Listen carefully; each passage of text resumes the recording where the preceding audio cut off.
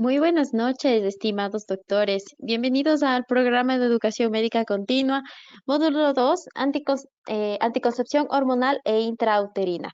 Les recuerdo que este programa tiene el aval de la Universidad Espíritu Santo. Reciban un cordial saludo en nombre de Laboratorios Bayer. Agradecemos que nos permitan acompañarlos esta noche. Deseamos de todo corazón que todos ustedes y sus familias se encuentren muy bien. El día de hoy tendremos la ponencia del doctor Guillermo Campuzano Castro. Él es ginecólogo y obstetra. Él es presidente de la Sociedad Iberoamericana de Endoscopía, Ginecología e Imagenología. Es vicepresidente de la Sociedad de Obstetricia y Ginecología del Guayas. Es profesor del posgrado gineco-obstetra de la Universidad de Guayaquil y es exdirector de la Escuela de Graduados de la Facultad de Ciencias Médicas de la Universidad de Guayaquil. Le daremos la bienvenida al doctor y antes de empezar la presentación, quiero recordarles a todos que todas las preguntas y dudas que ustedes tengan las pueden realizar a través del foro. Doctor, muy buenas noches. Buenas noches con todos, gracias por la invitación. Con muchos de los que están presentes hoy logramos estar en contacto también hace algunos días cuando se presentó el primer módulo que era sobre endocrinología de la reproducción. Eso orientado hacia lo que era anticoncepción. Dentro de la segunda parte de este módulo tenemos ahora la anticoncepción hormonal e intrauterina.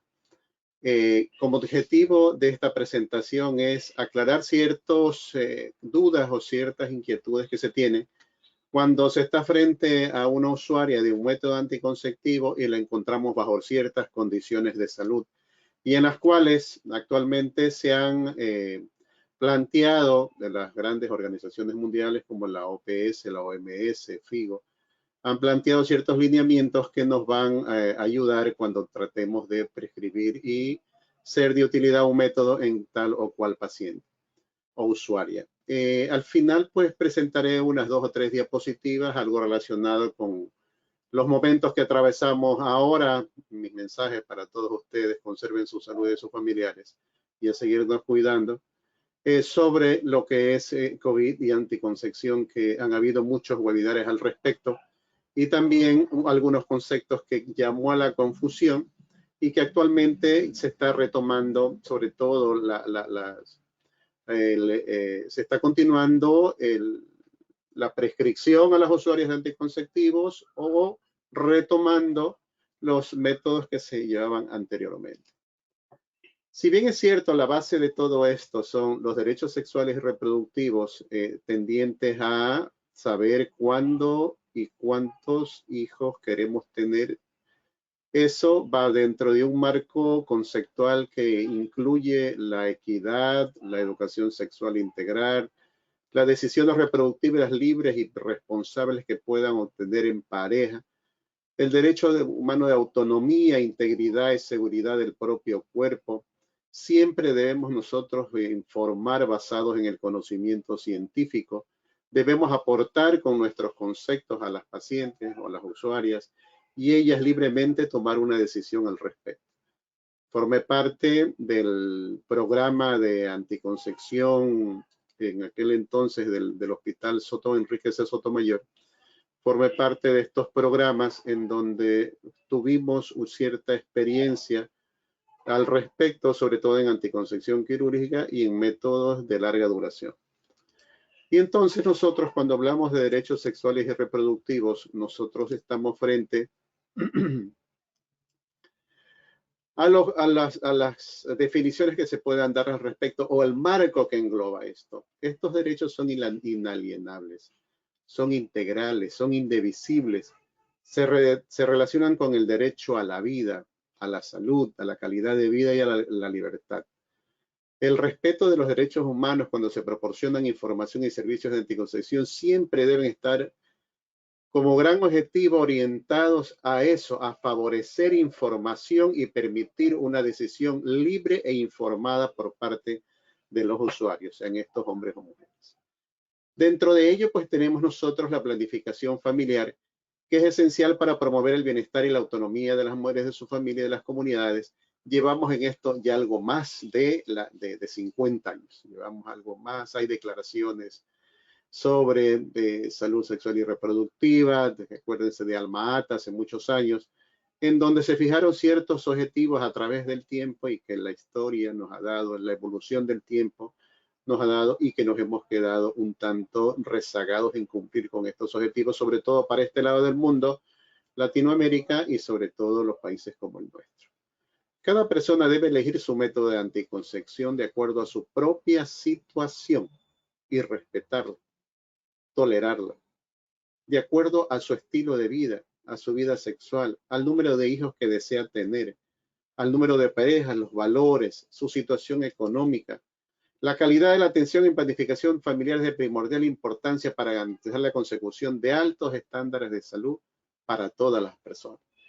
Teniendo esto como un marco conceptual hacia dónde vamos, vale la pena decirles lo que inicialmente mencioné, en donde hay instituciones como la Organización Mundial de la Salud, el cual lanza al mundo, hace algunos años, me parece que son 2 décadas, ciertos lineamientos que los denominó criterios médicos de elegibilidad para el uso de anticonceptivos. Estos criterios médicos son recomendaciones. Ahora voy a dar algo inicial y a mitad de la charla ampliaré un poco más sobre esto. Son recomendaciones y brindan asesoramiento sobre seguridad de los anticonceptivos al utilizarlos en un contexto de enfermedades y características específicas. Nos ayudan a tomar decisiones basadas en conocimiento. Vale la pena hacer unas comillas.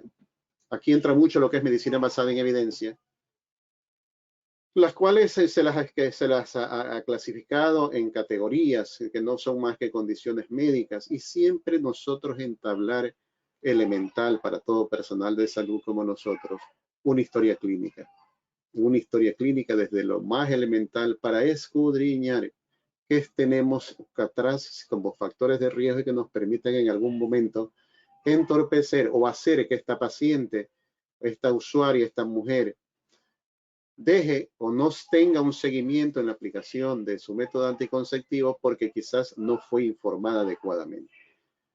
Llámese en aquellos de las mini píldoras que son de progestágenos solos, donde una de las principales situaciones, signos que podemos establecer son spotting, o sea, los sangraditos irregulares, y que de eso debe estar consciente la paciente que en algún momento puede tenerlos y asumirlos como propios del método. Estos criterios médicos de elegibilidad se basan en la revisión de las evidencias mediante la formulación de la pregunta. Decimos nosotros la pregunta clínica, la pregunta de investigación. ¿Qué me motiva? La duda. ¿Cuál es lo que nace del problema? ¿Frente a qué me encuentro? Ante una hipertensión y anticoncepción, una diabetes y anticoncepción, un adolescente y anticoncepción, mujer de más de 40 años y anticoncepción. Se utilizan métodos explícitos y sistemáticos para identificar, seleccionar y evaluar críticamente en una investigación primaria relevante, así como extraer y analizar los datos de los estudios incluidos en la revisión. Yo le decía que tiene un fondo de los preceptos de la medicina basada en evidencia. Y esto que no debe faltar en sus bibliotecas, ahora que todo es digital, es mucho más sencillo de nosotros obtener información. Y tenemos nosotros el documento elaborado, publicado por la OMS, que la tenemos de la quinta edición del 2015 por los criterios médicos de elegibilidad para el uso de los anticonceptivos, que es el que está más o menos aquí a mi izquierda, a la izquierda de ustedes también. Y tenemos nosotros el otro documento, recomendaciones sobre prácticas seleccionadas para el uso de anticonceptivos en su tercera edición, que fue publicada por este mismo organismo en el año 2018. Y Family Planning, que también está su edición en español, que también fue para esta fecha, que son para los servidores. Hay lineamientos para las organizaciones gubernamentales o entidades que dirigen a grandes grupos. O son organizaciones, pueden ser no gubernamentales, que también se pueden basar en los lineamientos como generalidades que da la OMS en torno al uso y prescripciones de anticonceptivos. ¿Qué categorías? Nosotros mencionamos que en algún momento estos nos definían en ciertas categorías y las definen como en 4. Y siempre ustedes tengan presente, para en una forma mnemotécnica, la categoría 1 y 4 son de los extremos.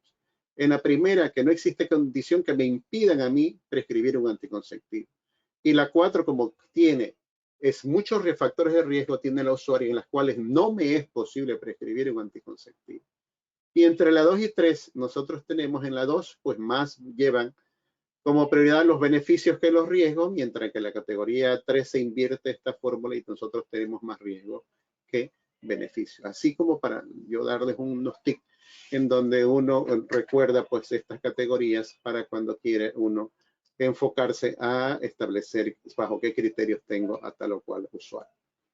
Entonces, en base a estos criterios, son decisiones en anticoncepción. Nos da las ventajas, las desventajas de los métodos anticonceptivos, bajo qué circunstancias yo estoy enfrentándome para prescribirlo, qué percepciones tiene la usuaria, incluso qué percepciones tenemos nosotros, personal de salud, bajo qué necesidades estamos implementándonos estos y cuáles son las expectativas de cada usuario. Hay creencias en cada uno que vale la pena en algún momento emitir un criterio médico para aclararlas y no caer muchas veces en situaciones que nos lleven a malas interpretaciones o al empirismo al utilizar tal o cual método.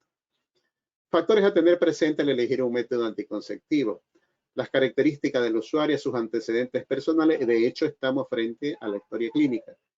Damos la eficacia y el perfil de seguridad del método, su costo, su disponibilidad y las preferencias del paciente.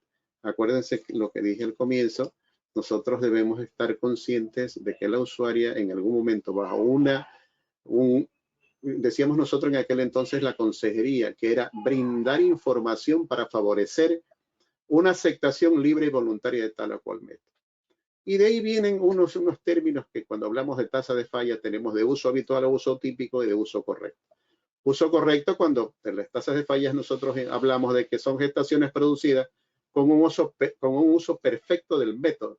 Es decir, que se rige a como está establecido en los lineamientos dados para el método. Mientras que para el uso típico se producen cuando hay fallas se producen estas gestaciones en ciclos o exposiciones más allá de cómo se utilizó el método. Muchas veces nos lo hacen de forma irregular, muchas veces no, entre comillas, entre paréntesis, me utilizan la píldora de emergencia como un método de anticoncepción usual cuando no es así. Su nombre mismo le dice, es cuando estamos frente a una acción de urgencia, que es cuando debemos utilizar este método. Estamos conscientes que la anticoncepción quirúrgica tiene una baja tasa de falla y en algún momento nos era cierto como referente cuando utilizábamos los índices de Pérez. Y el acetato de medroxiprogesterona de depósito, acuérdense ustedes la medroxiprogesterona, que era en dosis de 150 miligramos, pues en trimestral, que se lo utilizaba mucho, y el antato de testosterona, que es otro inyectable, y que tenemos nosotros como referente, y esto es lo que debemos proveer información, que tenemos un tiempo promedio de retorno a la fertilidad entre 10 y 6 meses, independientemente de la duración de su uso. Muchas pacientes pues le atribuyen el hecho de la menorrea a cierta inconformidad en el uso habitual del método, en el uso correcto del método. Y vale la pena traerles a la presentación de ustedes este cuadro que me llamó la atención porque a medida que avanzan los métodos de cómo nosotros hacemos los cálculos estadísticos y a medida que se van profundizando, se van estableciendo campañas que nos permiten brindar mayor información, nosotros tenemos también ciertas variaciones en el uso perfecto y uso típico de la eficacia anticonceptiva cuando lo utilizamos de esta forma. Si ustedes ven, el uso perfecto en orales combinados 0.3 y embarazo por cada 100 personas que usan el método al año. Esto es fácil, asequible a que ustedes lo puedan encontrar, pero me llamó la atención en esto que es el complemento del anterior, súper efectivos, 99% de eficacia, sobre todo cuando estamos con los métodos anticonceptivos hormonales de larga duración, como el implante, como el sistema intrauterino. Algo aparte tenemos la esterilización, altamente efectivos con una efectividad del 91-94%, la píldora, el parche, el anillo vaginal, la inyección, y menos efectivo el coitus interruptus, el capuchón y el método del ritmo, etcétera. Vale la pena discernir sobre este gráfico que me llamó la atención, que fue publicado en el año 2018, que habla sobre el porcentaje de efectividad de los métodos anticonceptivos modernos por tipo de método. Y miren ustedes que tienen ustedes el porcentaje de efectividad, la píldora después del 99%, el parche anticonceptivo de anillo vaginal igual, los implantes y el DIU de cobre también por el mismo porcentaje, el DIU de norgestrel también por el mismo porcentaje, la esterilización femenina igual, y nosotros vamos viendo que a medida que vamos descendiendo en el gráfico de barras, nosotros tenemos los métodos no hormonales como el temperatura basal, que muy poco se le usa ahora, en porcentaje de eficacia el 75, 79, 85, 86. Incluso tenemos de un tanto de 90 y tanto más para la mini píldora que estemos nosotros. Entonces, estos datos son del 2018 que ustedes pueden dar fe de qué es lo que nosotros vamos encontrando actualmente en cuanto a la eficacia de los métodos anticonceptivos. Y entramos al campo cuando de que decimos, a ver, ¿qué tan necesario es que yo me llene de exámenes, además del examen clínico que he hecho con la paciente, exámenes y análisis de laboratorio, hacer uso de radioimágenes, hacer uso de elementos diagnósticos para prescribir un anticonceptivo? Y entonces también nos dieron la pauta estas organizaciones y nos hablan de exámenes de clase A, exámenes de clase B y exámenes de clase C. Los de clase A son esenciales y obligatorios en todas las circunstancias para el uso seguro y eficaz del método. Los B contribuyen de manera considerable al uso seguro. Debe considerarse en el contexto del servicio de la salud pública, sopesar el riesgo de no realizar el examen o análisis y las posibles ventajas. Y el examen de clase C, es examen o análisis, no contribuye de manera considerable al uso seguro y eficaz de un método. No hacer uso de grandes, decimos nosotros, listas de exámenes previos al, salvo que nosotros contemos ante la usuaria con un factor de riesgo que necesitamos aclararlo. Para eso también nos aclara los criterios y ubicarlo en los criterios de elegibilidad de la OMS, de la Organización Mundial de la Salud, y saber cuál es el método que va a tener una mayor eficacia en esa paciente, no va a perder eficacia por lo que toma o por lo que tiene. Y también vamos a considerar que no me puede hacer ciertos efectos contraproducentes al cuadro clínico que presente esa paciente. ¿Cuándo nosotros podemos considerar que la exclusión de una gestación es razonable cuando queremos nosotros prescribir un anticonceptivo? No tuvo relaciones sexuales desde la última menstruación normal. No hay necesidad. Si no ha tenido relaciones sexuales en esta mujer, no tenemos nosotros necesidad de estar ahondando sobre solicitudes para comprobar si estamos frente a un embarazo en curso o no. Ha utilizado de manera correcta y consistente un método anticonceptivo fiable. Se encuentra en los primeros 7 días desde el inicio de una menstruación normal. Todavía no pasó la 4ª semana del puerperio. Se encuentra en los primeros 7 días después de un aborto provocado o espontáneo. Yo les decía que formé parte, dirigí el programa de anticoncepción post-evento obstétrico y paciente con aborto sin complicaciones. Nosotros, luego de la consejería que recibí esta paciente, firmaba el consentimiento y hacíamos la aplicación de un DIU post-evento obstétrico, que era post-aborto, post-parto o transcesárea. Que esté amamantando total o casi totalmente, tiene amenorrea y lleva menos de 6 meses de puerperio, también no es necesario nosotros ahondar en descartar un embarazo en este tipo de pacientes. Y a breve de recuerdo, estoy consciente que para ustedes esto es muy conocido y vamos nosotros a refrescar un poco de la clasificación de los métodos según mecanismo de acción. Nosotros tenemos los de barrera, preservativos, masculino, femenino, diafragma. Muy poco en uso, se sabe que el preservativo femenino está repuntando. El de más uso es el preservativo masculino, muchos se lo está actualizando. Y el diafragma, son muy pocas las usuarias de este método. Cuando nos referimos a los anticonceptivos hormonales, tenemos que según su composición tenemos los combinados y los de progestágeno solo. Según su mecanismo de acción, tenemos los no ovulatorios y los anovulatorios.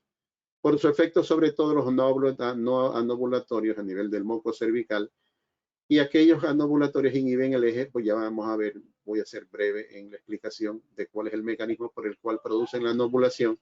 Y según las vías de administración, tenemos los orales, que desde el año 1960 se viene usando este método. Tenemos los inyectables mensuales, los trimestrales, y tenemos los implantes subdérmicos, los anillos vaginales, y el sistema intrauterino de liberación lenta con levonorgestrel. Tercero, tenemos los métodos intrauterinos, el DIU y el sistema intrauterino hormonal. Tenemos la anticoncepción quirúrgica, conocida por todos ustedes, los anticonceptivos químicos, espermicidas, que estos forman parte ya de la tradición nuestra. Cuando prescribíamos espermicidas, tabletas vaginales, ustedes saben que la posibilidad de embarazos en estos métodos son bastante altas, de falla son bastante altas. Método de amenorrea de lactancia, cuando tienen menos de 6 meses la paciente y está dando sin horario. Métodos basados en el conocimiento de la fertilidad, que acuérdense del calendario, el método de Billing. Temperatura basal, que quizás eso muy poco, aunque hay organizaciones que procuran la tendencia en ciertas mujeres a utilizar este método. Tenemos tasas de falla bastante altas en este tipo de métodos. Y nosotros estamos en los métodos anticonceptivos hormonales, en donde son sustancias que interfieren en el eje hipotálamo hipófisis ovárico para no bloquear ovulación, y también sobre el endometrio, hacer un ambiente no adecuado para la progresión de los espermatozoides, y en el moco cervical también. Pueden ser estos químicamente progestágenos sintéticos más un estrógeno semisintético, una progestina, que es un progestágeno sintético.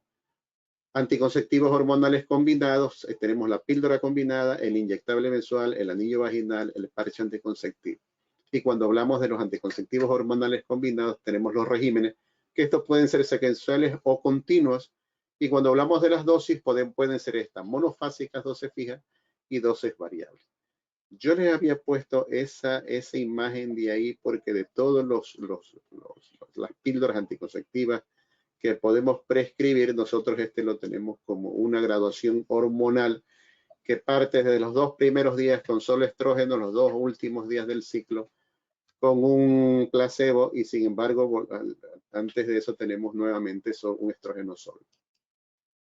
Y vamos a ver nosotros, cuando yo en el módulo anterior presenté este cuadro, en donde les hice recordar sobre las fluctuaciones que realiza el estrógeno, que va ascendiendo en la primera fase, en la fase folicular.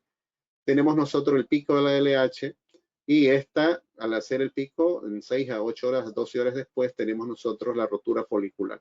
Y tenemos nosotros el ascenso por parte del cuerpo, la producción del cuerpo lúteo de progesterona, el ascenso de progesterona, que es la que domina en la segunda fase del ciclo, que nosotros tenemos la fase lútea, y posteriormente, en el clima de esta fase, tener nosotros la menstruación.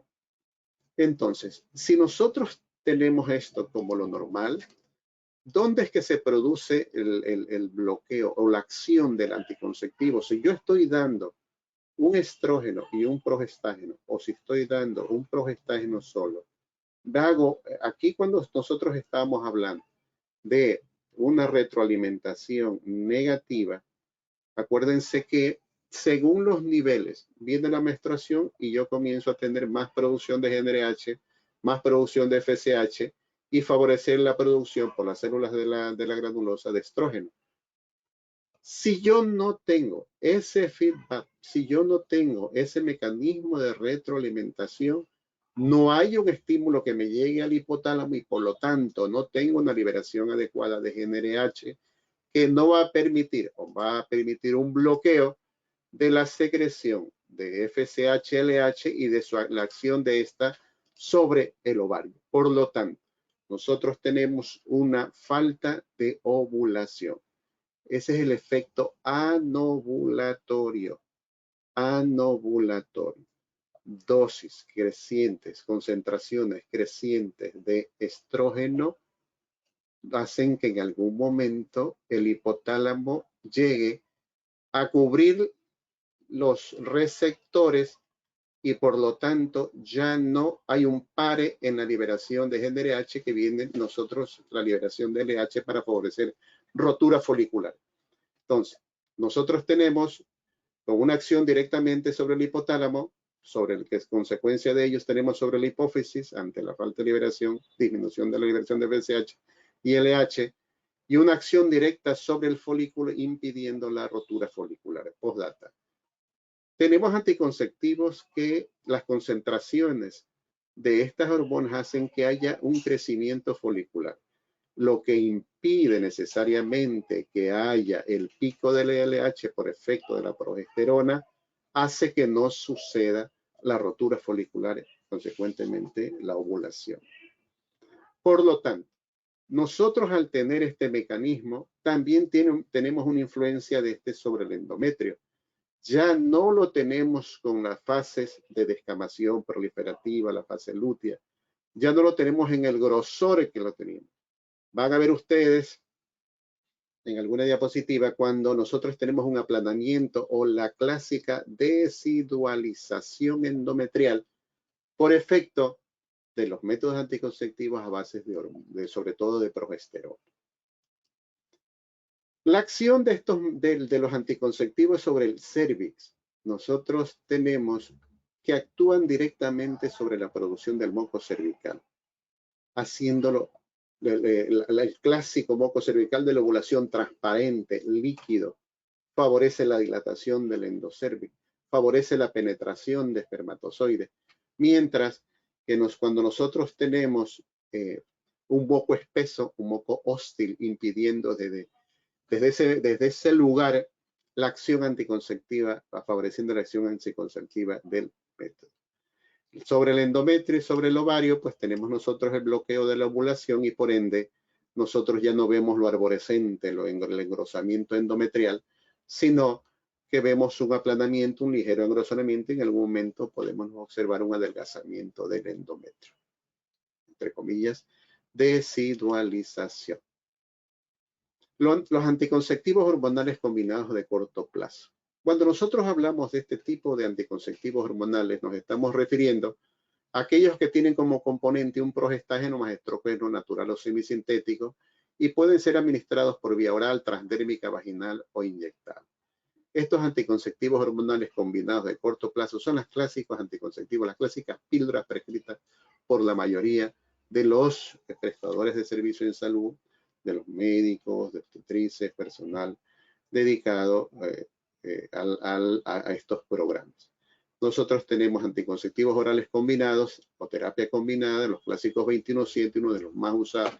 Se inicia el primer día de la menstruación, lo toma durante 21 días, hay una semana de descanso, 7 días, y al octavo día nuevamente reinicia con un nuevo blister con una nueva caja de 21 tabletas. Vale la pena destacar el hecho de que el darlo el primer día de la menstruación es como referente, como para asegurarnos que no estamos frente a un embarazo, ¿ok? Pero necesariamente no es algo que nosotros debemos definirnos como algo a rajatabla, porque si podemos dar al segundo día, salvo que estemos cerca, pasemos la primera semana y ahí sí, si bien prescribimos, se recomienda usar un método anticonceptivo alternativo para favorecer, hasta que logremos favorecer la eficacia anticonceptiva del método. Que si se lo toma a la misma hora o no, eso entramos dentro del campo de lo mucho que se dice, de los mitos que se dicen anticoncepción, pero no debe pasar más allá, se recomienda más allá de 3 horas en el hecho de tomarlo, por eso se recomienda tomarlo en la noche, ya cuando la usuaria, la mujer, ha dejado de hacer sus actividades y que es cuando mayormente recuerda la mujer o la paciente el momento en que debe ingerir la píldora anticonceptiva.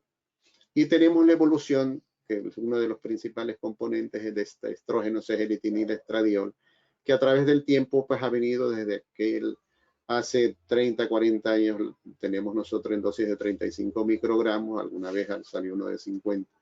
Y actualmente pues tenemos en mínimas dosis del estrógeno para tener quizás la menor posibilidad de efectos colaterales estrógenos. Cuando nos referimos al régimen mensual inyectable, tenemos un combinado de estrógeno más progestágeno. Usualmente es intramuscular y también como referente nosotros lo tenemos el inicio al comienzo de la menstruación y cada 30 días de la fecha en que se inició la primera puesta. Primer fecha cuando se inyectó la primera vez, la segunda inyección en la misma fecha. Nosotros, cuando vuelvo al oral para dejar constancia que en la semana que no toma la píldora, tenemos nosotros menstruación, que puede ser entre el tercer y cuarto día, ¿ok? Independientemente de si está sangrando leve al octavo día, ella inicia nuevamente otro blister de píldoras anticonceptivas. Nosotros tenemos el anillo vaginal, que este método va siendo utilizado cada vez por un mayor número de usuarios, porque evita esto de tener la disciplina, la constancia de tomar cada día la píldora. Se lo ubica, se le introduce dentro de vagina. Es un compuesto, puede ser 21-7, es un combinado. Se menciona que algunas pacientes, aunque eso yo lo he puesto entre signos de interrogación, se lo puede retirar durante las relaciones sexuales hasta por 2 horas, pero conlleva en algún momento a utilizar mal, o muchas pacientes son reticentes a estar retirando el método. Se menciona que no hay mayores inconformidades por la pareja. Se han hecho estudios en donde no se le ha dicho a la pareja que tiene la pareja, la mujer no tiene el anillo. Y en algún momento las respuestas a que si tuvieron alguna inconformidad en la relación es bastante, no lo sintieron negativo, o sea, no hubo una manifestación de inconformidad en un altísimo porcentaje de sus parejas. Y pues, que también es utilizado por muchas usuarias, que es el parche anticonceptivo transdérmico, que se inicia el primer día del ciclo, cada 7 días, es un parche cada semana por 3 días, por 3 semanas, perdón, con los 7 días, igual como cuando hablábamos de los anticonceptivos orales, también 7 días de descanso. Tenemos nosotros anticonceptivos hormonales solo de progestágenos de corto plazo.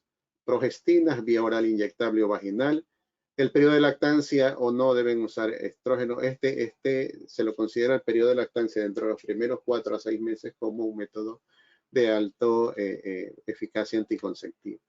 Tenemos nosotros el régimen trimestral inyectable, conocido por todos nosotros, el clásica de Poprovera, inyectada hace muchos años, en el cual las pacientes manifestaban cierta inconformidad por la misma menorrea que producía y por también la demora en volver a presentar ovulaciones o favorecer embarazos postmétodo. Nosotros tenemos intramuscular, tenemos el inicio del sangrado irregular y luego tenemos nosotros una amenorrea propia del método.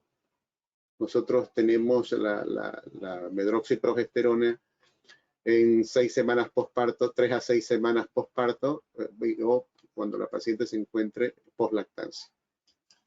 La píldora de solo progestina, la clásica, a esta se le denominaba mini píldora. Alguna vez con mis residentes les decían, no es porque son más chiquitas, sino porque tienen un solo componente, que son progestinas, son progestágenos. También comenzamos al 1 al 5 día del ciclo. La toma de esta píldora es de forma continua y es muy utilizada en periodos de lactancia post 6 semanas del parto. ¿Ok? Post 6 semanas del parto comienzan a utilizar mini píldoras, vienen los blisters de 28 y se termina la última pastilla del 1 y comienza con el siguiente blister sin tener pares entre los blisters, entre el uso de este método, de las píldoras de esta forma. Aquí vale tener presente la información que le podemos brindar a la paciente, porque puede tener ligeros spotting o sangrados de mínima cantidad. No va a tener la paciente ciclos regulares, ciclos menstruales regulares. No va a tener menstruaciones entre 21 y 30 días. En esta vamos a tener algo de irregularidad menstrual.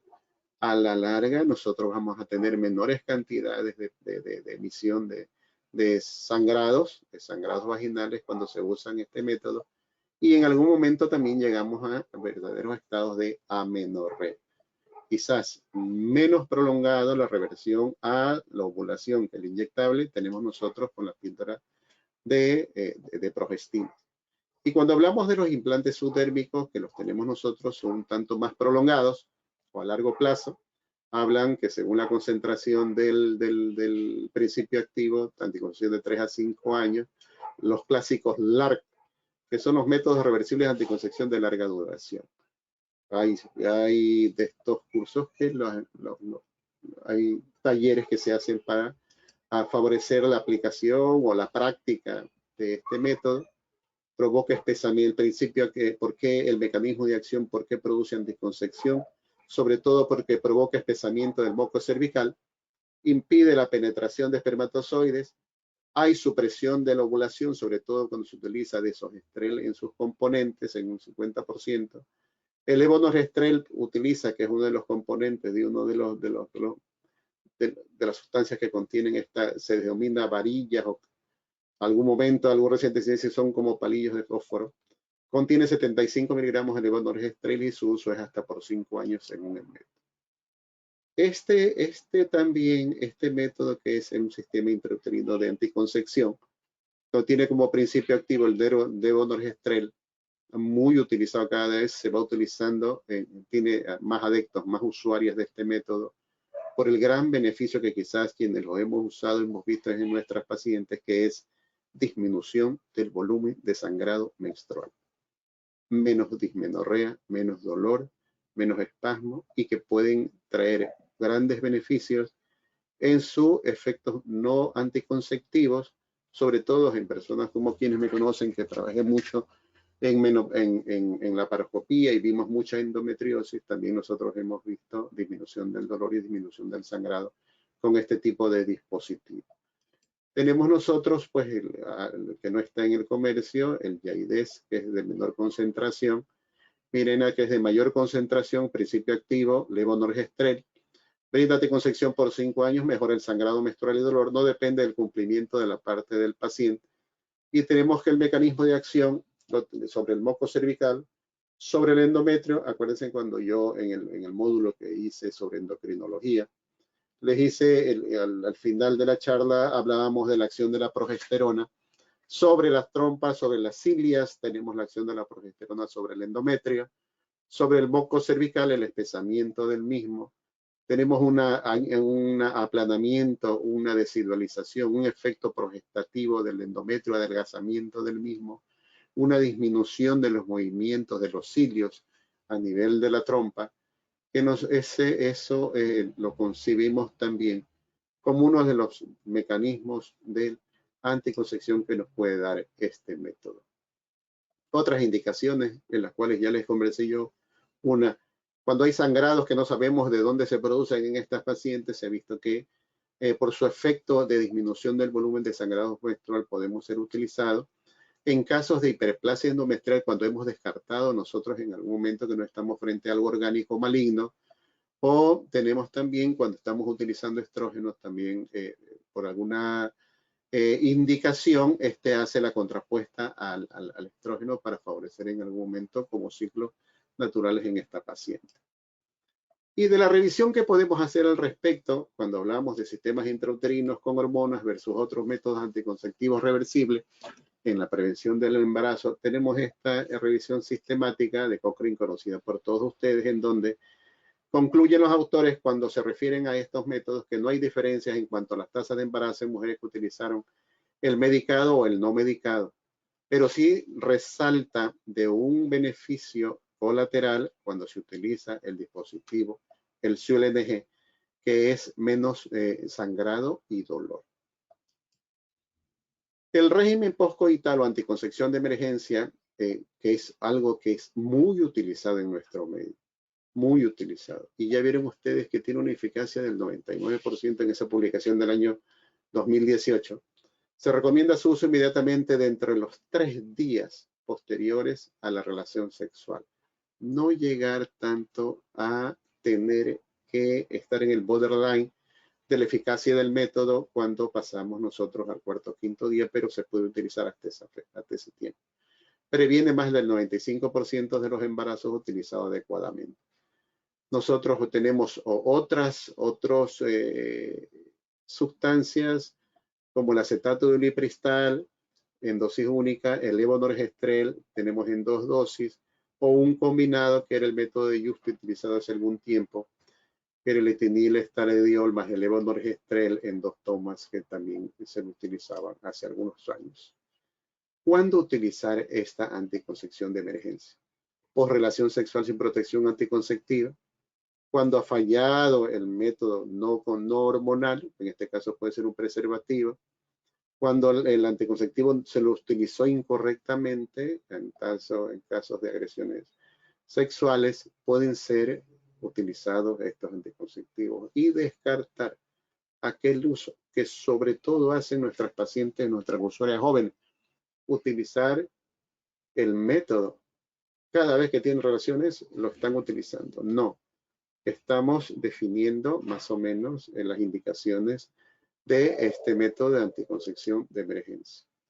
No hay restricciones para la elegibilidad médica de las usuarias de píldoras anticonceptivas de urgencia y nosotros tenemos que en algún momento tenemos que tener ciertas referencias cuando estaremos utilizados en mujeres obesas con un índice de masa corporal mayor de 30 kilogramos por metro cuadrado. Los anticonceptivos hormonales orales, nosotros tenemos que, si bien es cierto, desde los años 70 los vinimos utilizando, acordándonos de Pincus. Nosotros venimos de estrógenos de dosis elevadas, utilizando con progestinas, y de los efectos adversos que producían en ese entonces esas concentraciones de los principios activos, sobre todo esos efectos cardiovasculares que tenemos muy descrito y algo que está muy en la actualidad, que son los efectos tromboembólicos de los anticonceptivos hormonales. La tendencia es a cada día ir manejando la dosis sin desmerecer la eficacia anticonceptiva. Actualmente hay más de 200 millones de mujeres usuarias en el mundo de este método. Anticoncepción hormonal combinada, que es la utilización de un progestágeno sintético más un estrógeno, o también nosotros tenemos usar el método de solo progestágeno. El mecanismo de acción, ya lo expliqué yo cuando estábamos en las gráficas, en las diapositivas de la acción que tienen sobre el hipotálamo al impedir la inhibición de la GnRH, trascendente esto con la liberación de gonadotropina. Estas no permiten la acción sobre el folículo. En algún momento hay cierto crecimiento, pero no hay rotura folicular. La acción sobre el endometrio permitirnos la desidualización del mismo, y sobre el moco cervical espeso e impenetrable para los espermatozoides. Cuando estamos frente a anticoncepción hormonal en general, por favor asesorar, informar, hacer un control de la usuaria del método, permitir que nosotros mantengamos un seguimiento con la misma, no dejar al abandono. Esto ha llevado a que los estudios o las estadísticas nos informen que no hay una aplicación del método a largo tiempo y que desmerecen su uso, no per se el mismo método, sino por la forma en que lo venía usando la paciente o la usuaria. Yo he tenido pacientes en las cuales toman el anticonceptivo combinado de 21, cuando deben tomar 21/7, no, terminaron las 21 y comenzaron al día 22 con la Nuevro Blister. No. Tenemos nosotros que, usualmente yo cuando prescribo el anticonceptivo, le digo primer día de menstruación, primera pastilla que se toma, por favor cuando se termine la última llámeme para más o menos sacar la fecha cuando le toca tomar la siguiente pastilla. Y es lo que les decimos, 21/7, 21/7, 21/7, para que memorice la paciente y sepa que es la forma en que debe llevar sistemáticamente este método. Y tenemos, pues, los combinados son los más utilizados. En países desarrollados su utilización es más del 50%, para nuestro lado desde el 20% se menciona. Es un método reversible, eficaz, seguro y bastante tolerado por las pacientes. Nosotros tenemos monofásicos, trifásicos y cuatrifásicos o multifásicos cuando estamos hablando de los métodos de este tipo, orales combinados. ¿Qué principios activos tienen estos métodos? El más clásico, más conocido, el más comentado por nosotros, que es el etinil estradiol. Acuérdense que las dosis venían desde 35 microgramos, pasaron a 30, a 20, a 15, 12, por ahí algún método lo tenía. y 10 que en algún momento también vi unos estudios que se estaban haciendo al respecto. Otro componente es el valerato de estradiol, supuestamente es un estrógeno más natural y que tiene como su mecanismo suprimir a nivel de la secreción de FSH y LH, controlando de esta manera el ciclo. ¿Qué es lo que me impide la rotura folicular? Las concentraciones constantes del progestágeno presentes en el anticonceptivo. Se potencia con estrógeno, estabiliza el endometrio, pero en dosis más bajas de estrógeno, disminuye el estrógeno. Ideal, produce anovulación, control del ciclo, beneficios no contraceptivos, que eso forma parte del próximo y último de la sesión que tendremos nosotros el próximo mes, me parece que es el 23 de junio, en donde hablaremos de los beneficios no contraceptivos de los anticonceptivos. Acuérdense esta diapositiva que se las presenté en la sesión anterior, en donde yo les tenía la lista de los progestágenos y sus efectos en esta tabla, ¿verdad? Progestogénicos todos, más efecto glucocorticoide de la clormadinona, actividad androgénica, antiandrogénica, sobre todo la drospirenona, y nosotros tenemos la ciproterona como el gol estándar de su efecto antiandrogénico. Y antimineralocorticoide también, que nosotros tenemos el gestodeno, tenemos la drospirenona también con ese principio. Y este cuadro, que también se los logré presentar la vez anterior, porque si bien es cierto, la clasificación de los gestágenos se los estableció en primera generación de acuerdo a la fecha en que salieron a la palestra, fueron sintetizados y puestos en el uso del argot médico en beneficio de las pacientes. Nosotros hablamos de generaciones, pero esta clasificación en donde los ponen derivados de la progesterona, de la testosterona y de la espironolactona es quizás en las que más se estamos utilizando ahora. Entonces tenemos de la progesterona, tenemos la clormadinona, la ciproterona, efectos antiandrogénicos. Medroxiprogesterona más efectos antiandrogénicos. Los siguientes, como son derivados de la testosterona de la 19-NOR, nosotros tenemos las 3 generaciones en donde la evolución de ellos han hecho que disminuyan su efecto androgénico y potencialicen su efecto progestogénico. Y los derivados de la espironolactona que tenemos de 4ª generación, muy en boga ahora la drospirenona. Entonces, si nosotros tenemos lo que más comúnmente hemos visto que estamos utilizando, el levonorgestrel, sobre todo en los de largo plazo, usados en anticonceptivos orales combinados en un inicio también, en el implante subdérmico de mayor uso y en el sistema intrauterino de anticoncepción, el levonorgestrel. Referente, también nosotros tenemos, cuando hablamos de tromboembolismo venoso, nosotros lo cogemos como referente al levonorgestrel para compararnos en cuántos de los otros gestágenos tienen menor o mayor efecto, posibilidad de producir tromboembolismo. Mínimo efecto, no efecto antiandrogénico y mejora la libido. Algo sobre la libido es una queja de las pacientes cuando utilizamos derivados de progesterona. Algo de eso ustedes podrán encontrar de pacientes que si esto en algún momento tiene que ver con su desenvolvimiento, de su calidad de vida, pues nosotros podemos hacer uso de algún otro método, de un derivado de la 9-NOR para favorecer en algún momento la libido en esta paciente. Cuando hablamos del acetato de ciproterona, nosotros teníamos como un antiandrógeno, ya ven que es derivado de la progesterona, unido al etinil-estradiol y la 5-alfa reductasa para tener su efecto anovulatorio. Se almacena en tejido adiposo. Con el etinil-estradiol tenemos nosotros, se maneja muy bien ante acné moderado o severo y también nos ayuda mucho en casos de hirsutismo cuando utilizamos la ciproterona. La ciproterona. Algo también nos menciona con la seborrea. Podemos hacer uso cuando tenemos pacientes con esta patología. Nos puede ir muy bien si nosotros utilizamos el acetato de ciproterona como el componente progestogénico de un anticonceptivo. Drospirenona, ya vieron ustedes, forma parte de los antimineralocorticoides. Tenemos antagonista de la aldosterona, produce muy poquísima retención de líquidos, es antigonadotrófico, inhibe la conversión a andrógenos. Acuérdense ustedes cuando yo les hice, teníamos nosotros en la cascada de la síntesis de las hormonas esteroides, tenemos los colesterol, progestágenos, andrógenos y estrógenos. Nosotros si tenemos progestágenos, pues no tenemos conversión a andrógenos. Si tenemos derivado del androgenetor, impedimos la conversión a estrógenos.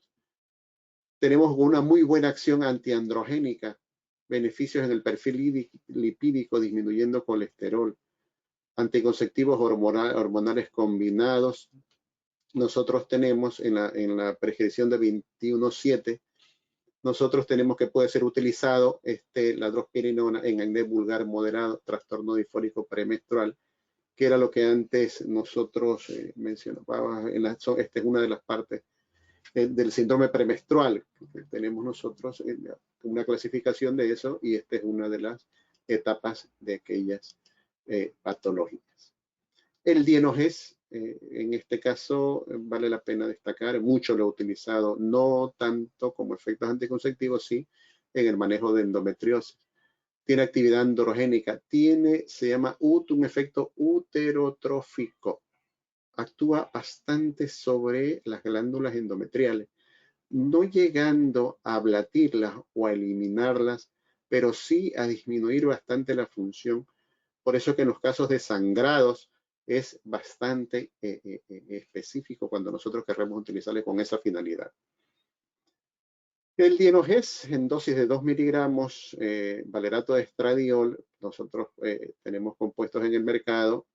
Tenemos también solos que podemos utilizarlos en casos de endometriosis, cuando tenemos casos de hemorragias también, a más de los utilizados como combinados en anticonceptivos, también podemos utilizarlos en estos casos, que ahondaré mucho más en la próxima charla. La clormadinona suave, acné hirsutismo, no afecta la libido. Tenemos progestinas, mucho menos tenemos la clormadinona para que nos afecte la libido. El gestodeno y el desogestrel muy utilizado en lactancia, uso muy amplio después de la década de las 90. También el gestodeno forma parte de los combinados. Y tenemos nosotros nomegestrol, magetinil estradiol, tenemos como parte de un anticonceptivo oral combinado.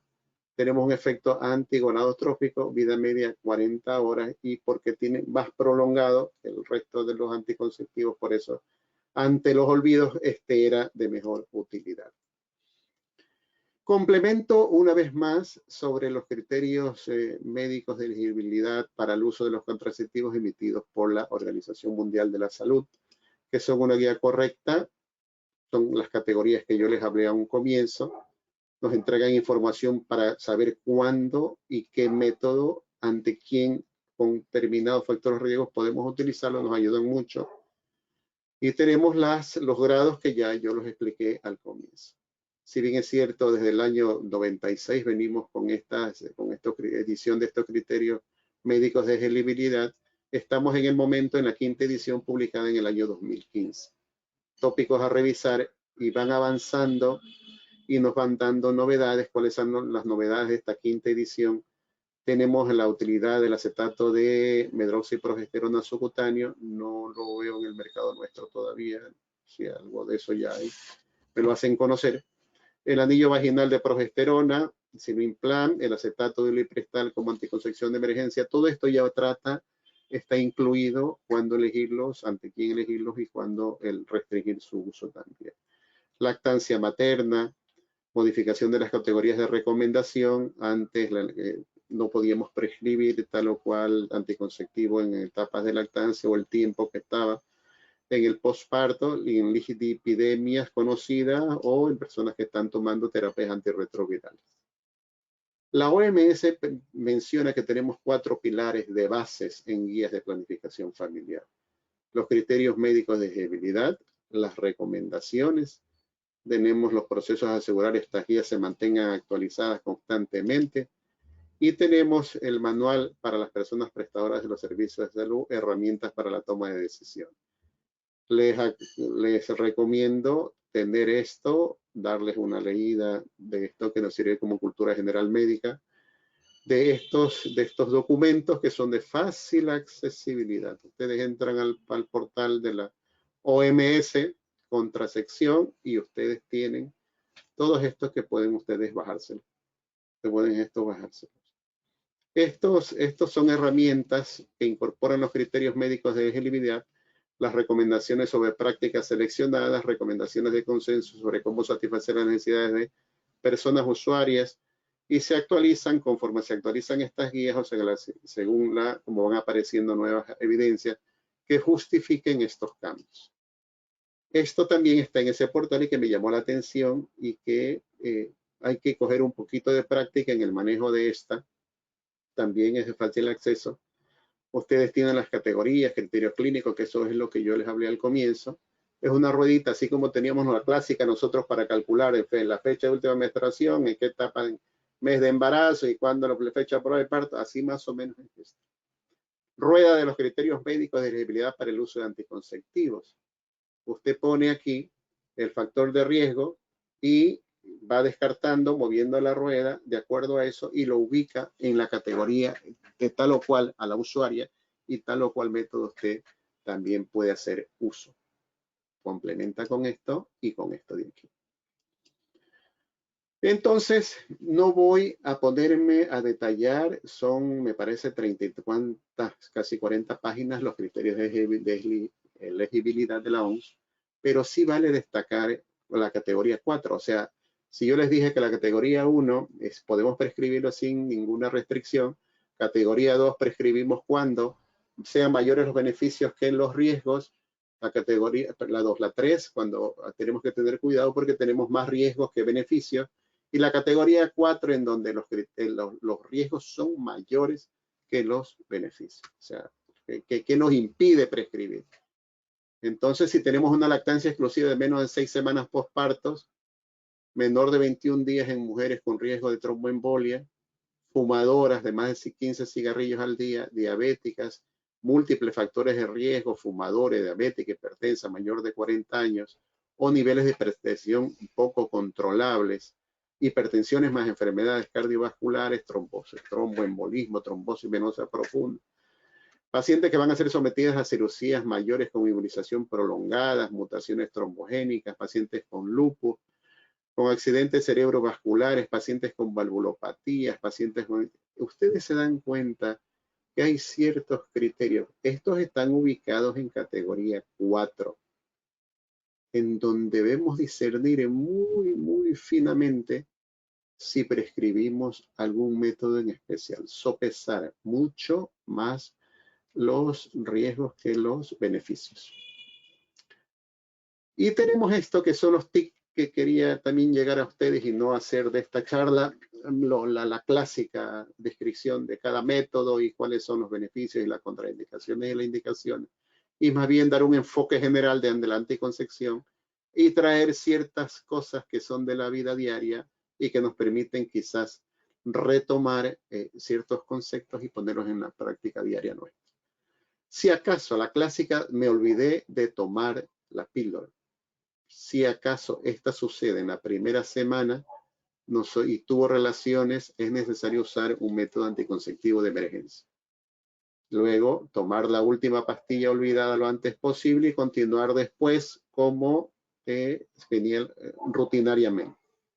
Se puede agregar un método de respaldo, un preservativo sobre 7 días, sobre todo, si esto pasó, ya voy a la segunda semana. En la segunda semana, si esto pasó el olvido, tomar la pastilla olvidada lo antes posible, aunque signifique tomar 2 juntas, continuar las siguientes en el horario, agregar un método de respaldo durante 7 días. Proteger, asegurarnos de que brindamos eficacia, un criterio médico para favorecer la eficacia de la anticoncepción. Ha habido una falla en la aplicación del método por parte de la paciente. Nosotros debemos asesorar qué hacer para favorecer la eficacia anticonceptiva en general. Si esto pasó a la tercera semana para envases con 21 comprimidos, es necesario realizarlas todas, los enunciados que están aquí, tomar la última pastilla olvidada lo antes posible, iniciar otro envase al día siguiente sin hacer descanso de los 7 días y agregar un método de respaldo durante 7 días. Cuando son los de 28, o sea, aquellos que se tomaban sin parar, sin espacio de los 7 días, debe tomar la última pastilla lo antes posible, no tomar los placebos e iniciar otro envase la primera, o agregar un método de respaldo durante 7 días. Y si tenemos en la cuarta semana del olvido, ya ha pasado pues la probable fecha en donde se pudo ver crecimiento folicular, ya no tenemos problemas porque son placebos en todos los modos. Toma la pastilla olvidada junto al día siguiente para no perder el ritmo sobre todo. Y tenemos la progestágeno solo, la anticoncepción de progestágeno solo. Pueden ser por minipíldora intramuscular subdérmica. Ya hablamos del mecanismo de acción, su acción sobre el endometrio, el uso continuo, su acción sobre el cuerpo lúteo, sobre todo más potencia novulatoria se le da al desogestrel y su acción sobre la trompa y sobre el útero. Y nosotros tenemos los no ovulatorios y ovulatorios, sobre todo con mayor capacidad para esto del desogestrel. Tenemos anticoncepción hormonal de progestágeno solo en la lactancia por mayor seguridad.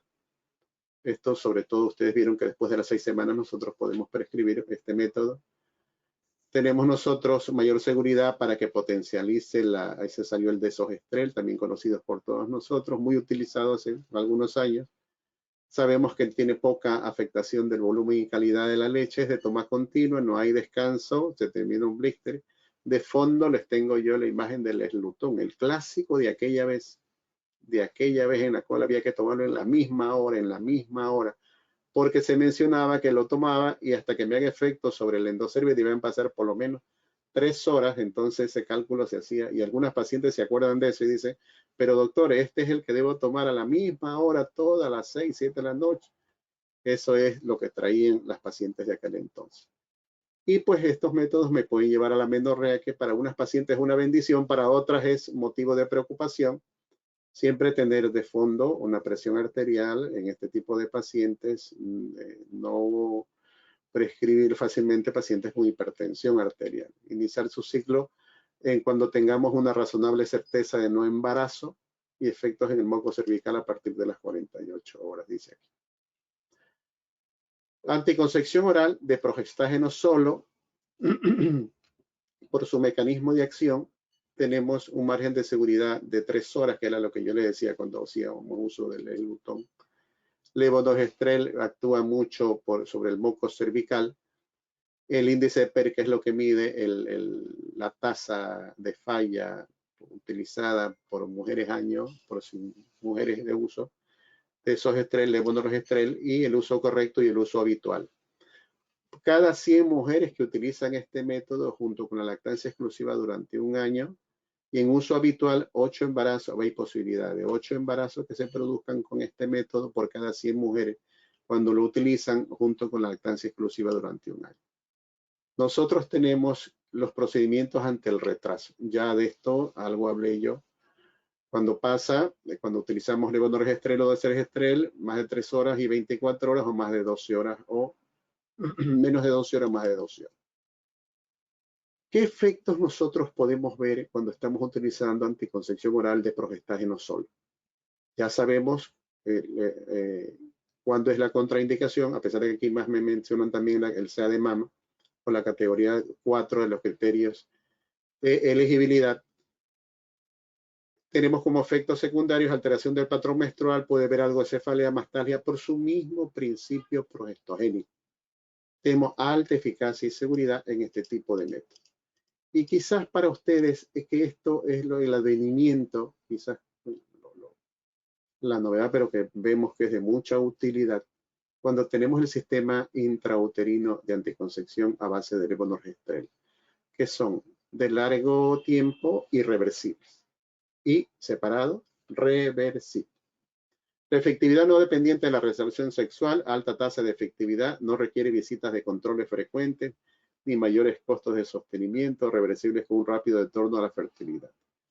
Nosotros tenemos el DIU, Acuérdense el clásico, la clásica T de cobre, y uno de los principales signos síntomas que presentaban estas pacientes era sangrado, dolor. Después teníamos posibilidades de infección, perforación al momento de la introducción o embarazo ectópico. Y eso vino pues a revolucionar este otro método en el cual nosotros tenemos que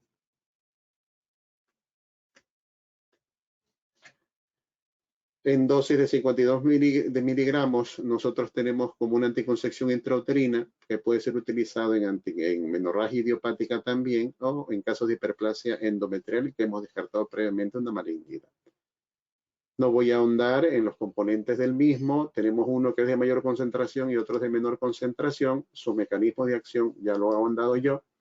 Tenemos una eficacia clínica cuando hablamos de mitos y percepciones versus la evidencia científica en torno al método.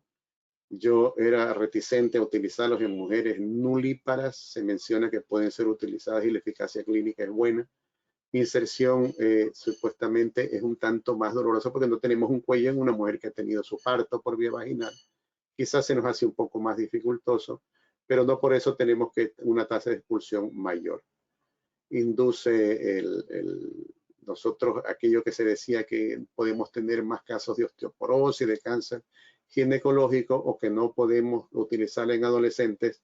Esto ha sido superado por la evidencia, en donde descarta muchas de estos enunciados que habían hasta hace algunos años. Y el riesgo del embarazo ectópico, que también nos mencionaban, por efecto de la desidualización del endosalping, así como pasaba en el endometrio, se mencionaba que también podíamos tenerlo dentro de la trompa, en el lumen. No aumenta la posibilidad de ectópico, y tenemos nosotros los datos ahí que la relación de la tasa es muy baja en relación para las pacientes que no lo tenían o tenían otro método. Momento más adecuado para la inserción, hasta 7 días del ciclo inicial del ciclo menstrual. Cualquier día después, siempre utilizar protección adicional si es posterior a 7 días. Hasta 48 horas post evento obstétrico, incluso post expulsión o extracción de placenta, no en sepsis puerperal. Esta era una pregunta que yo les hacía a mis residentes. ¿Por qué no poner un dispositivo intrauterino pasada las 72 horas de un evento obstétrico? La respuesta es que hay ascenso de bacterias de vagina hacia a través del endocérvix. Los mecanismos no están todavía bastante establecidos y tenemos mayor posibilidad de infección. Tenemos el SIU, el DIU medicado. Se habla de que un efecto que podemos tener, y que lo mencionan mucho las pacientes, el cambio en el patrón de sangrado menstrual. Amenorrea, pueden haber manchados, irregularidades, y podemos tener algo de tensión mamaria o acné en este tipo de pacientes. Pero más del 90% de las usuarias han mostrado su satisfacción por el método. Quizás nos disminuye mucho, como no hay gran volumen de sangrado, las posibilidades de disminución de glóbulos, disminución de enfermedades inflamatorias pélvicas. Tenemos una acción de reposo del endometrio, menor posibilidades de sea de endometrio, y podemos favorecer el retorno a la fertilidad o remoción 80% durante el primer año, similar tasa de embarazo que en mujeres sanas. Sabemos que hay dos concentraciones. Aquí tenemos la más usual, que es la que nos brinda, la que yo les presenté, que era el Mirena, que ese es uno de los dispositivos de mayor uso en nuestro medio. Con esto culmino, en donde tenemos nosotros, logré para sacar en vista de que estamos viviendo una etapa bastante difícil en nuestras vidas, y unas recomendaciones de la Sociedad Española de Contracepción. También saqué algo de la Organización Mundial de la Salud a propósito de la anticoncepción y la pandemia de COVID-19. Asistencia no demorable. No debemos dejar a un lado, a pesar de la crisis que estamos atravesando, las infecciones de transmisión sexual, cesis de anticoncepción por deseos de embarazo, asistencia a víctimas por violencia de género, anticoncepción de urgencia, al fomento de anticoncepciones reversibles de larga duración, ante el hecho de que la paciente tiene que dirigirse a un consultorio médico, a un centro de salud, que le brinden información. Aquí tenemos algunas circunstancias a considerar ante la situación que estamos viviendo, pero no debemos dejar de nosotros estar al tanto de lo que como personal de salud en estos aspectos en los que he mencionado. Si se trata de una anticoncepción hormonal en la píldora, parche o anillo combinada, continuar su uso. Muchas veces las pacientes nos refieren quejas porque acuérdense que cuando tuvimos el año pasado, durante los 3 primeros meses de pandemia, hubieron ciertos pronunciamientos de las sociedades científicas en donde no deberíamos utilizar en ningún compuesto de estrogénico ante la posibilidad de tromboembolismo que se potencian con el COVID por también su misma naturaleza que se lo iba estudiando y se sabía que también producía crisis de etapas de tromboembolismo. Entonces eso hizo que en algún momento cambiemos el método en algunas pacientes y demos progestágeno solo, que era lo que se nos indicaba en aquel entonces. Algo de eso se está retomando, los tiempos están cambiando, conocemos más los efectos del SARS-CoV. Nosotros podemos prescribir en pacientes post-COVID, o sea, mantener a la usuaria con el anticonceptivo respectivo. Y sí, si pacientes los tenemos con síntomas leves de COVID, mencionan esta sociedad el continuar el uso, cambiar a un progestágeno solo. Pero si tiene síntomas respiratorios, paciente con el COVID presente, debemos retirarlo. Y pues ya en algún momento comenzará a trabajar el clínico, el médico, el infectólogo, pues establecerá profilaxis con heparina en este tipo de pacientes cuando así se amerite. Pero para nosotros, desde el punto de vista de los médicos generales, podemos nosotros saber que debemos suspender a los usuarios al método anticonceptivo hormonal si estamos frente a una paciente en su etapa de COVID. Y quizás en lo que sale a la palestra, el mayor uso de progestágenos. Mayor uso de progestágenos solo. Píldora de solo gestágenos. Está mal escrito ahí, solo de gestágeno, que podemos hacer uso continuo post-COVID en este paciente. Garantizando siempre la aplicación de los criterios médicos de elegibilidad de la OMS para los distintos métodos anticonceptivos, pero acuérdense que cuando se sale esto no teníamos nosotros la pandemia de por medio. Métodos anticonceptivos reversibles de corta duración. Si cambiaron de método a progestágeno solo, continuar según la tolerancia y cumplimiento. ¿Qué quiere decir esto? Que nosotros en algún momento cambiamos al combinado y le estábamos dando progestágeno solo y la paciente se siente un poco inconforme, pues podemos volver a este tipo, al combinado, según su tolerancia y cumplimiento. Y también se menciona que, y eso es cada vez se va utilizando con mayor frecuencia, los anticonceptivos reversibles de larga duración. Ya vieron ustedes, ya lo explicamos al comienzo, cuál es el. Anticonceptivos reversibles de larga duración, considerar estos por mayor eficacia. Si es tiempo de sacarlo y ponerlo, con esto quizás hacemos que menos pacientes vayan más frecuente a la consulta, ¿ok? Podemos manejar más con teleconferencia, podemos atender los efectos adversos, los beneficios superan los riesgos en este tipo de anticonceptivo. ¿Cuál es el problema del inyectable trimestral de la medroxiprogesterona de depósito? Tenemos que, por esta pandemia hemos tenido, se ha hablado de desabastecimiento, o a qué tiene que inyectarse y debe hacer uso de otra persona para que le inyecte. Ese riesgo es el que la paciente sopesa y pide el cambio de este anticonceptivo. Muchas veces por los efectos no deseables o no medidas adicionales anticonceptivas y se intercambia antes de las 14 semanas que no hay necesario. Se mantienen indicaciones para la anticoncepción de urgencia, iguales que en la prepandemia, efectivas hasta el 5º día por relaciones sexuales. Este es mi mensaje.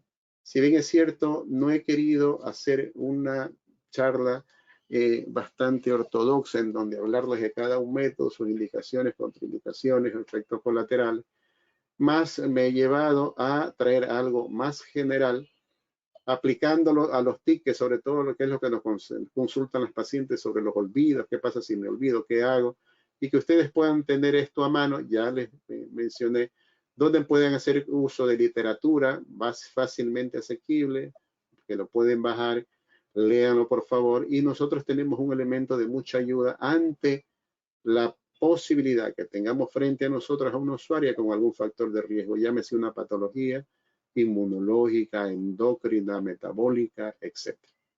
Gracias por vuestra atención. Muchísimas gracias, doctor Guillermo. Ha sido en verdad una exposición muy enriquecedora y muchísimos asistentes han enviado sus felicitaciones, así como también sus dudas, que a continuación, bueno, voy a hacer un par de preguntas en honor al tiempo para que usted, por favor, nos pueda ayudar despejando ciertas dudas. Con todo La gusto. primera, buenas noches, doctor. ¿Por cuánto tiempo sería recomendable el uso del inyectable trimestral? Me supongo que se refiere a la duración del tratamiento como tal, como anticonceptivo. Esa era una pregunta que la vivimos a diario. ¿Y por qué lleva esa pregunta? Porque la paciente no menstrua y la paciente parece que dentro de ella piensa que no está bien algo y que va a ser objeto de esterilidad a futuro. ¿Ok? Y muchas veces uno como personal de salud también cae en esa percepción de la paciente. Es uno de los métodos que lo podemos usar durante algún tiempo. ¿Ok? Que teníamos la situación de osteoporosis, teníamos la situación de afectación del endometrio, etcétera. Ya ven ustedes cómo la evidencia dice que no es tanto como nos la hacían saber antes, ¿ok? Pero sobre todo esto va en base a la percepción que tiene la paciente. No debemos hacer uso del cambio del método porque no menstrua. Ok, si es un problema ahora, lo que dije ahora último, que esta paciente debe recurrir, eso pasa con los inyectables mensuales y estos trimestrales. Cada mes y cada 3 meses a que alguien le inyecte, alguien le ponga. Y ese riesgo es el que la paciente le ha hecho mucho más hacer uso o solicitar quizás un cambio de método. Pero este método no tengo, en algún momento yo he tenido pacientes de 5 años que se han estado inyectando. Lo primero que he hecho es mandar a hacer una densitometría ósea, ¿ok? Para saber si algo tenía en relación con eso, porque eso es lo que nosotros teníamos en evidencia de la literatura, pero no, yo no he tenido casos de osteoporosis en pacientes tomando más de hasta 5 años este método. Listo, muchísimas gracias. Tengo otra pregunta muy interesante. Dice, ¿hasta qué edad una mujer debería usar un método anticonceptivo? Y otra pregunta que desea que le aclare más que nada. Si una mujer con endometriosis podría usar el DIU. Eh, la primera, ¿hasta cuándo una mujer que se está acercando a su climaterio, menopausia, es el momento ideal para estar bajo el uso de un anticonceptivo? Esto, yo escribí hace algún tiempo anticoncepción en el climaterio, un artículo para una revista de la Federación Ecuatoriana de Sociedades de Ginecología y Obstetricia, en donde de aquella vez que escribí ese artículo ahora poco ha cambiado. Más son los beneficios que podemos tener en este tipo de paciente que el riesgo de que embarace, y eso sí es un tormento tremendo para la paciente. Llámese post 40, 42 años. Entonces, eso no debemos desproteger a este tipo de pacientes ante una opción anticonceptiva, ante una opción anticonceptiva. Eso, y dos, el uso del dispositivo intrauterino, ¿qué es lo con progestágeno? ¿Qué es lo que vemos en endometriosis? Vemos mejoría de la sintomatología, vemos mejoría de la sintomatología. Les mentiría si les diría que ese dispositivo con progesterona me va a curar la endometriosis. No. ¿Me va a abatir los focos de endometriosis extrauterinos? No. Mejora la sintomatología. Tengo menos sangrado, por lo tanto, si tengo un efecto sobre los nódulos extraendometriales, o sea, fuera del endometrio, si hay un efecto por el dispositivo con progestágeno.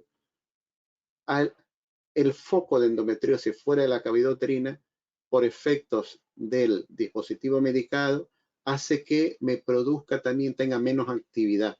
Por lo tanto, hay menos producción de sangre intrapélvica, menos proceso inflamatorio, menos distensión de asas intestinales, menos congestión pélvica, menos volumen de sangrado, así como tengo a través de vagina. Lo mismo sucede en el foco que está intrapélvico.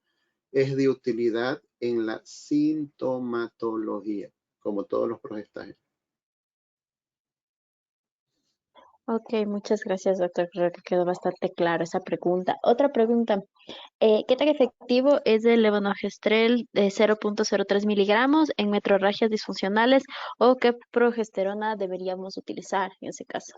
Sí, el patrón que tenemos, el levonorgestrel, como uno de los más antiguos progestágenos utilizados en anticoncepción, y de eso hemos venido comparándolos con los de la segunda, con los de la tercera y cuarta generación. Entonces, ¿qué es lo que se ha visto? Que si utilizamos el dienogés, tiene una mayor actividad uterotrófica, tiene una mayor actividad sobre el sangrado. ¿Okay? El mensaje es que no está mal la utilización del levonorgestrel, pero puedo hacer uso yo de los combinados con dienogés o dienogés solo en casos de hemorragia disfuncional. Y esto vale la pena porque esto no está tan divulgado. Nosotros hacíamos estas hemorragias disfuncionales, nosotros hacíamos, acuérdense, esto está desde la época en que recibimos en la carrera de medicina, cuando nos enseñaban en ginecología y nos decían, dale 10 días a un progestágeno y vamos a ver qué pasa. Y éramos la etapa del 17 noretisterona y nosotros prescribíamos y de eso todavía se mantiene algo de eso. Aunque sé que está fuera del mercado y el clásico que lo utilizamos hace muchos años y estoy utilizando el dienogés solo para en 10 días del uso del medicamento para este tipo de patologías, que es hemorragia disfuncional. Ok, excelente. Doctor, tenemos bueno, más bien como un caso clínico, ¿no? Una paciente de 23 años que ha iniciado el uso de anticonceptivos inyectables mensuales con un peso inicial de 61 kilogramos y a los 4 años tiene un peso de 81 kilogramos. En este caso, ¿cuál sería el método adecuado para no sufrir este cambio de peso? Sí, sí, sí, sí. Eso ustedes lo van a encontrar, no con frecuencia, pero sí, sí van a encontrar como una percepción, como una referencia de la paciente. La paciente dice subí de peso con este inyectable. Acuérdense, en la clasificación que nosotros tenemos, podemos hacer uso de sustancias con menos efectos androgénicos y que en algún momento me pueden favorecer la no subida de peso. Yo considero que es una paciente joven, es una paciente que debió haber recibido buena consejería, ¿ok? Se debió haber, no dejar pasar tanto tiempo y se debió haber actuado ante la posibilidad de bajar la dosis del anticonceptivo o pasar a un anticonceptivo oral combinado y ver cómo yo puedo sostener esto y no llevarla a un aumento excesivo de peso. Claro, bueno, son efectos adversos de uno u otro Sí. método anticonceptivo, Y ¿verdad? sin quitar la actitud anticonceptiva, ¿okay? Sin necesidad de Ujú. quitar esa posibilidad. En el hecho de pues, quizás dar un pare a la subida que venía la paciente, podemos nosotros cambiar el método al Ujú. mismo. Puede ser un combinado. Exactamente. A propósito de esto, si una paciente ya tiene preexistencia o obesidad, ¿es preferible un anticonceptivo a base de levonorgestrel o una oral combinada? Esa es, yo les enseñé ahí, tener presente en pacientes obesas, ¿ok? Acuérdense de la aromatización de los hormonas de los esteroides sexuales a nivel del tejido graso. O sea, me puede disminuir la capacidad anticonceptiva del anticonceptivo.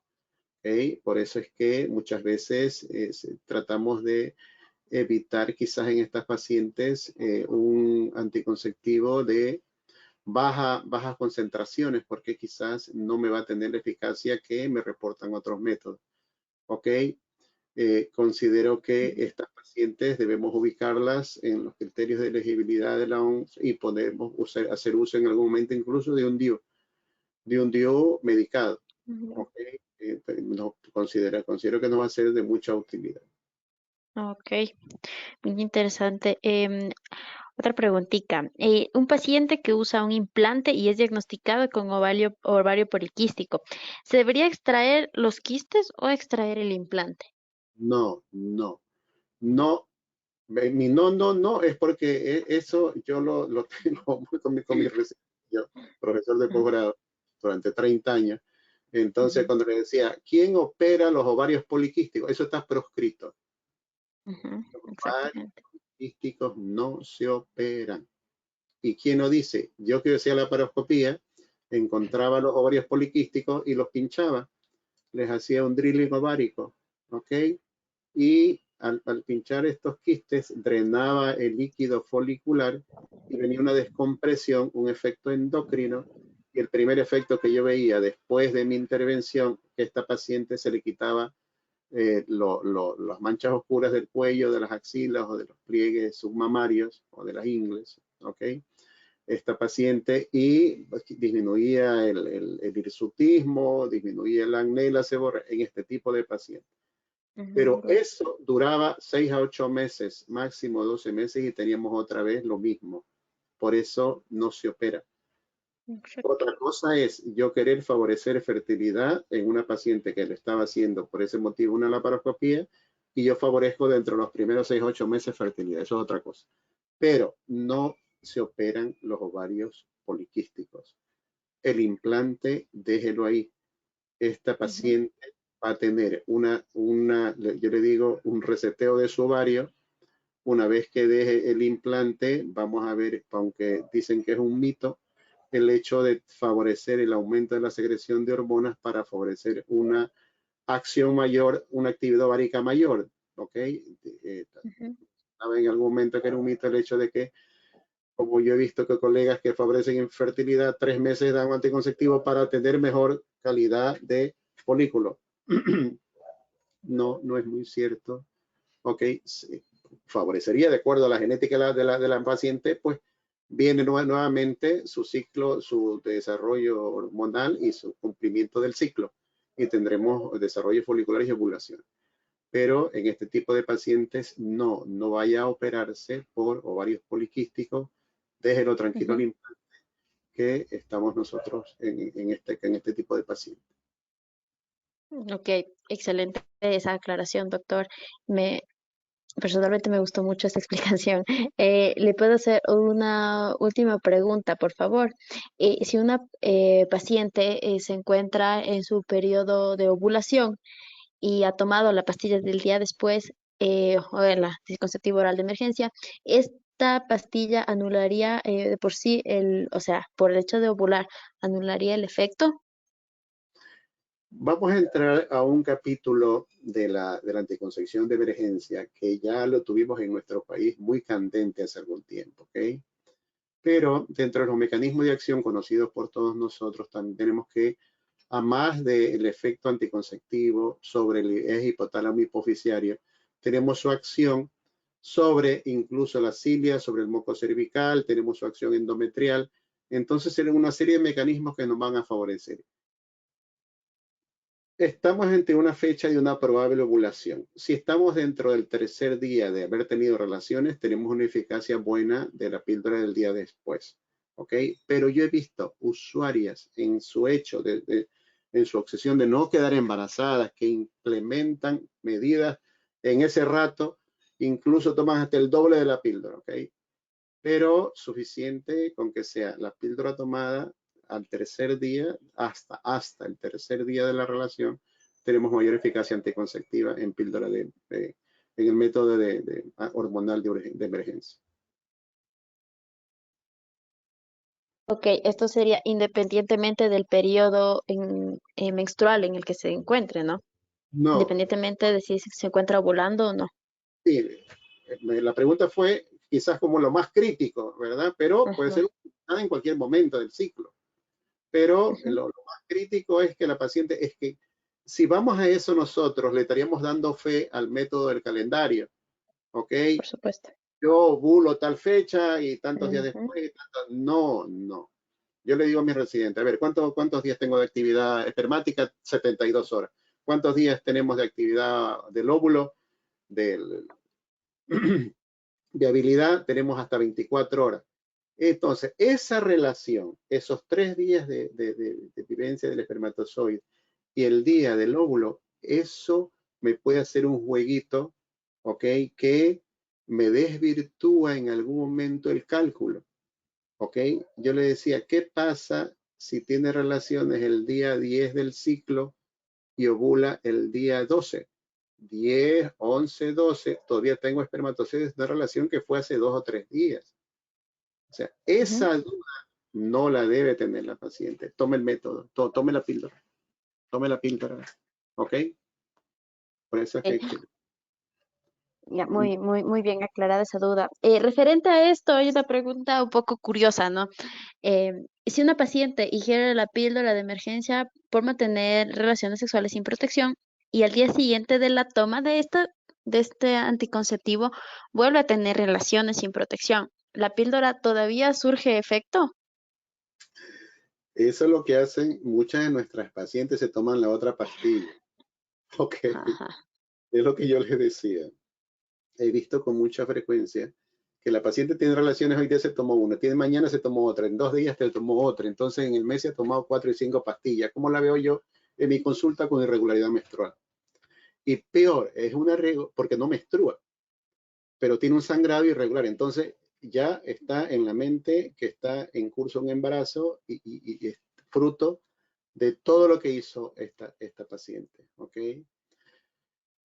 En ese sentido, nosotros tenemos un efecto por 24 a 48 horas más del efecto de la píldora, pero se recomienda en algún momento usar a cualquier método complementario.